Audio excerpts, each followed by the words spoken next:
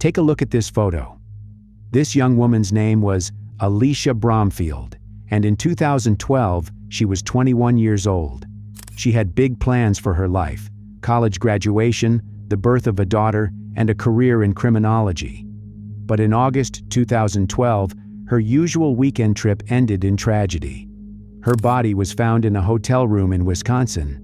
What happened to Alicia revealed serious problems in the legal system and led to changes in the legislation of several U.S. states. Alicia was born on August 28, 1990, in Joliet, Illinois. She was one of 5 children in the family. When faced with problems, Alicia preferred to solve them on her own, not wanting to cause unnecessary trouble to her parents. As she grew up, independence became her hallmark. By the summer of 2012, Alicia was in the final stages of her studies. She studied criminology at Western Illinois University. In Alicia's personal life, not everything was as smooth as she would have liked. While studying in college, she dated a guy, but that relationship ended after she became pregnant. He didn't want to take responsibility. By the time of her death, Alicia was about 6.5 months pregnant. She was expecting a baby girl and wanted to give her the name Ava Lucille. Of course, you understand that being a single mother is difficult. There are various problems. For example, financial difficulties. Alicia understood that it would be difficult for her to cope alone, but nevertheless, she was very glad that she would soon become a mother. On the other hand, she relied on the support of family members. In preparation for the birth of the baby, she began to buy everything she needed in advance: bottles, diapers, clothes, and other important little things. She often went shopping and chose comfortable things, imagining how they would be useful in her new life with her baby. At home, she set up a nursery, choosing colors and furniture to her liking. Ava Lucille was supposed to be born in the winter of 2012, just as Alicia was finishing her university exams and starting her paid leave from work. That would give her a couple of months to get used to being a mom and spend more time with her daughter before thinking about going back to work. Alicia worked as a florist at the garden center at Home Depot for almost 6 years. She started working there as a teenager, moonlighting to save some money.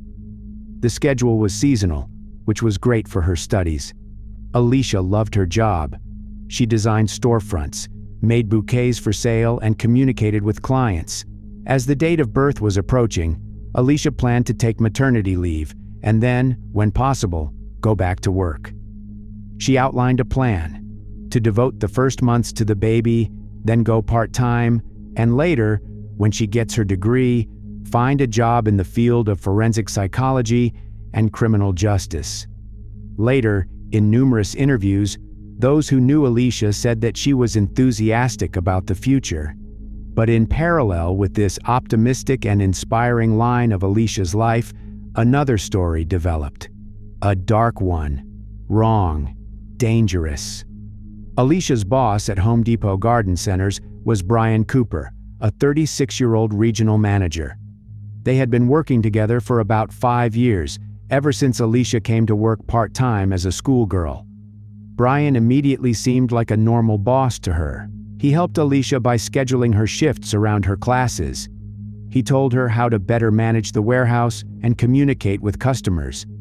He also said that when she gained experience, she would be able to move up the career ladder. What do you think happened next? Of course, using his official position, Cooper began to make attempts to hit on Alicia. He did everything to make her treat him not only as a boss. He wanted Alicia to go beyond professional relationships. The 15-year age difference between them did not bother him at all. He hinted at romance and even introduced her to new employees as his girlfriend, even though they had never been together. Using his position, Brian interfered in her affairs. He watched which of her male colleagues she was talking to and could not give her a lunch break if she communicated with them, saying that it interfered with work. Sometimes he tried to kiss her in secluded places, for example, in a warehouse. At first, this happened rarely, but then, When Cooper began to realize that he was in control of the situation, it began to happen more often. This became especially evident when Alicia was pregnant. If you're thinking, oh, she just needed to find another job, then let me remind you that the due date was approaching. Of course, in the world of pink ponies, a pregnant woman can easily find a new job, but in real life, everything happens quite differently. Those who think she needed to change jobs, tell me honestly, if you owned a company, would you hire a woman who is due to give birth in 3 months? I think not, but maybe I'm wrong? The reality was that Alicia was afraid of losing her job, and she bluntly told her family and friends about it. She said, and I quote, "I need to keep this job." But it's also impossible to say that she didn't do anything to stop Cooper. She has repeatedly made it clear to Cooper that she is not interested in any romantic relationship between them. She bluntly said that she only saw him as a boss and that his behavior was unacceptable. But in order not to lose her job, which was important to her as a student and future mother, Alicia tried to avoid conflicts. She had to adjust and endure. She communicated with Cooper politely, hoping that this would help avoid problems.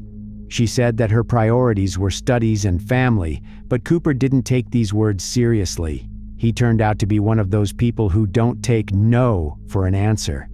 The number of refusals Cooper received made the situation progressively worse. Alicia faced public embarrassment when Cooper began using insulting language to her. The way she arranged flowers turned into his permanent criticism point. The public embarrassment Cooper caused Alicia in front of clients made her extremely upset. His angry outbursts led him to randomly throw all objects onto the floor. The incidents were documented by Alicia before she filed official complaints to Home Depot management. The complaints included detailed information about violations together with specific dates and instances of threatening conduct. The outcome she received did not match what she had anticipated. The organization provided Alicia with a weak response to her complaints. The higher management team reviewed Alicia's complaints, but only ordered Cooper to enroll in anger management classes without verifying his completion status, and failed to implement any substantial disciplinary actions, including work suspension. The investigation discovered that Alicia faced harassment and intimidation from Cooper, while multiple other female colleagues at the company experienced similar mistreatment. The organization understood the problem, yet decided to avoid taking strong measures to resolve it. Alicia faced an unpleasant situation at work. The decision to quit her job would result in financial loss because she required the money to support her upcoming child.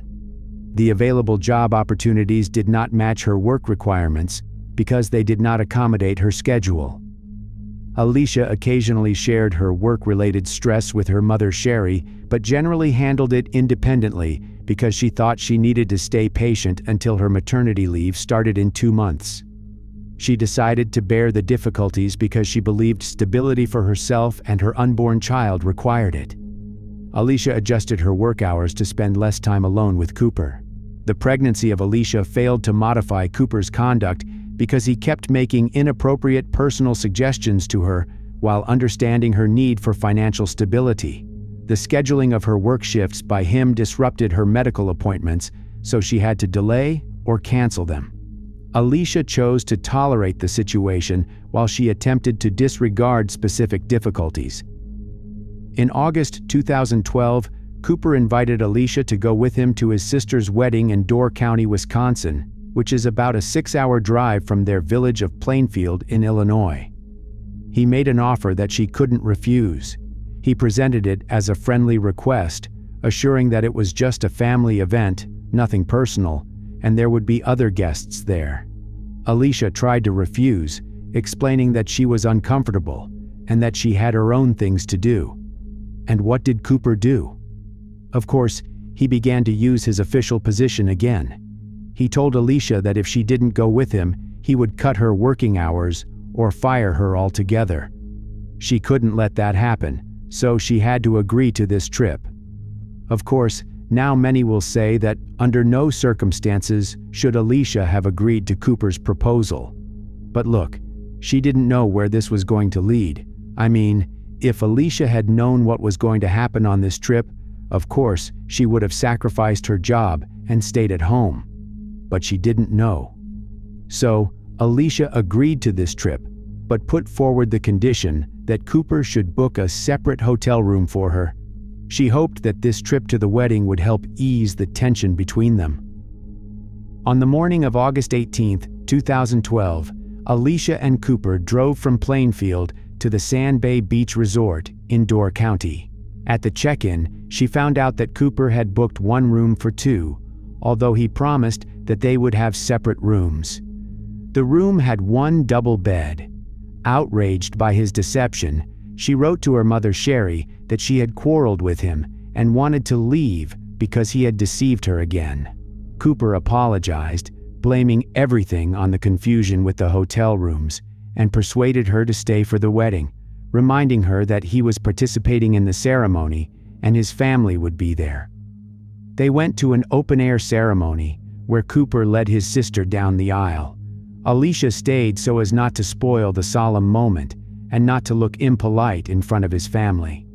After the wedding, she texted Sherry that she and Cooper had agreed to stay for the evening reception, spend the night, and return to Illinois the next day, as planned. The wedding went off without any problems, but the tension didn't go away. Alicia told Cooper that after returning to Illinois, their friendship was over. Returning to the hotel room after the wedding, Alicia was going to go to bed, wishing that this night would end as soon as possible and they would return to Illinois. Cooper continued to drink. He didn't stop all evening, and by the night of August 19th, his drunken anger over her refusals had escalated into a new scandal. Cooper invited Alicia to enter into a permanent relationship with him. Alicia refused. She repeated once again that there could be no romantic relationship between them, but also friendship, after all that he had done over the past months. Cooper became enraged after these words, realizing that Alicia would no longer be in his life. He attacked her and began to strangle her. Experts would later say that it lasted about 5 minutes before Alicia died. She resisted and begged him to stop, but Cooper didn't stop until it was too late. But that didn't seem enough to him. He took off Alicia's clothes. Later, he would say that he had long dreamed of seeing what she looked like without clothes. This monster didn't just look, but also acted. He took off his pants, and what he did next is no less terrible than the fact that he took the life of a young pregnant woman. After that, he began to realize what he had just done. Afraid of responsibility, he decided to leave this world on his own, but he didn't have the courage to pull it off. At first, he wanted to use a knife, but it would be very painful. Then he filled the tub, but again, he couldn't carry out his plan. After that, he left the room and went to Sand Bay. Looking at the map, we can see that the hotel is located right by the water, and Cooper saw this as an opportunity. But this attempt was unsuccessful. He didn't have the courage.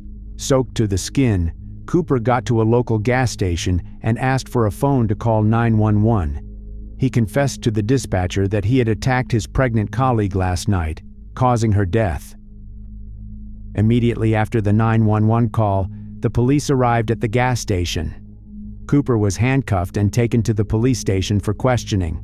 At the same time, a group was sent to the hotel, which found Alicia's body on the floor in the room. It was partially covered with a blanket, and a pillow was placed under her head. Signs of a struggle were immediately noticed on her body, bruises and scratches, showing that she was trying to defend herself. Forensic experts were called to the scene. They determined that Alicia died of strangulation. Unfortunately, by this time, her unborn daughter had no chance of salvation. During the interrogation, Cooper described in detail what had happened. He mentioned the quarrel that started because Alicia was going to completely cut him out of her life. He confessed that he started strangling her with his hands and then used a cord. He also described what he did to her body after that, explaining it as his long-standing obsession. I think that by this point, Each of you already has a certain attitude, a certain feeling towards Brian Cooper, don't you? It can be anger, disgust, or something else. But there's something else you need to know about this person. During further investigation, the police found plenty of evidence of Cooper's obsession with Alicia.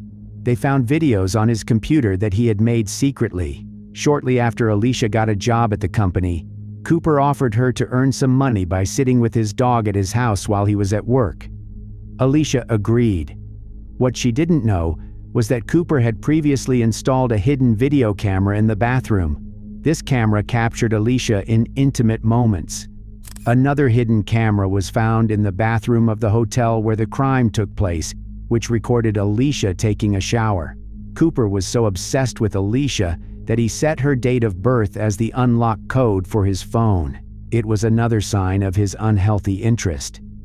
The police investigation revealed Alicia had repeatedly reported harassment and threats to Home Depot management, yet the company failed to take appropriate action against Cooper. Multiple female employees under his supervision made reports about experiencing similar harassment at work. The lack of consequences for his actions made him feel untouchable, so he lost all fear. The police used collected evidence to bring Brian Cooper to court for his role in killing Alicia and her unborn child. The court established a $1 million bail for Cooper, but he lacked the funds to post it, so he stayed in jail until his trial started. The trial, which started in early 2013, proved to be a challenging process. Cooper's lawyers based their defense on the fact that he drank a lot at the wedding, and after returning to the hotel, arguing that this greatly clouded his mind. They said that because of this condition, he did not understand what he was doing and did not realize the moral or legal consequences. As I understand it, they hoped that alcohol would become something of an extenuating circumstance. To confirm their version, the lawyers called experts who spoke about the effect of blood alcohol levels on the ability to make decisions. The prosecutors categorically rejected the defense's position, and in my opinion, they made convincing arguments. They said in court that Cooper's confession after his arrest, where he described in detail the quarrel, his actions and their consequences, indicate that he understood what he was doing. He understood the consequences of strangling Alicia. According to prosecutors, another sign that Cooper understood the severity of his guilt and the possible consequences was that he tried to harm himself before calling 911. His former colleagues spoke at the trial, telling about long-standing problems at work. Cooper constantly harassed Alicia, publicly insulted her, and manipulated her schedule. In other words, he did everything to make her obey him. The trial featured hidden camera footage and other digital evidence that showed how obsessed Cooper was and how he abused his power for years. It would seem that everything is obvious in this case, isn't it? But the jury could not reach a unanimous decision. Two of them believed the defense's claim that Cooper was heavily intoxicated, which forced the judge to declare a mistrial. After that, the prosecutor's office began preparing for a new trial. They should have prepared better this time. This outcome of the trial came as a shock to Alicia's family. Her mother, Sherry, considered it a failure of the judicial system. She was sure that intoxication could not be a reason capable of reducing the criminal's responsibility. Sherry decided to act. Together with other members of Alicia's family and friends, she launched a campaign to tell people about what happened. She wanted as many people as possible to find out what the employer's ignoring complaints about harassment in the workplace had led to. Sherry's campaign included online petitions that garnered thousands of signatures. She wrote letters to state and federal authorities, and also met with Wisconsin politicians. Sherry pointed out that Alicia's case is an example of systemic problems where employers such as Home Depot ignore employee complaints.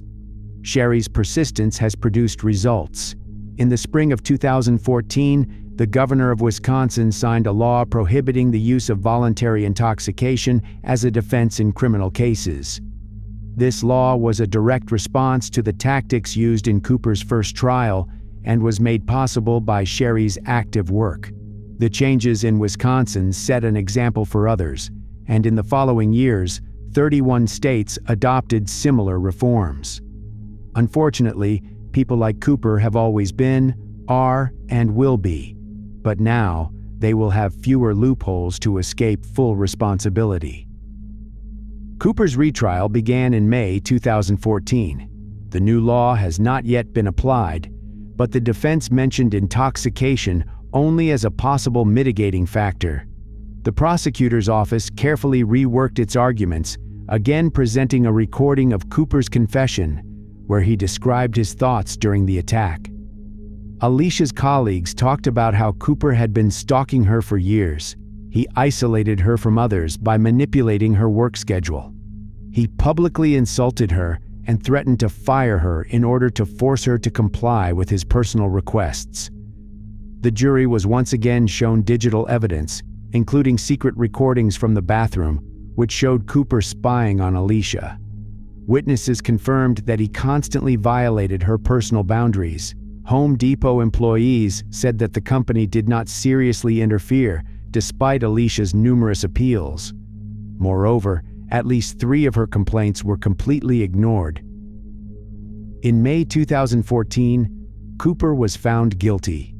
On July 24, 2014, he was sentenced to 2 life terms without the right to early release. Both terms must be served consecutively. Alicia's employers, Home Depot, Grand Flower Growers, and Grand Service, also faced a lawsuit. Alicia's mother, Sherry, filed a wrongful death lawsuit in 2014. The case was settled out of court in 2018, and the details remain confidential.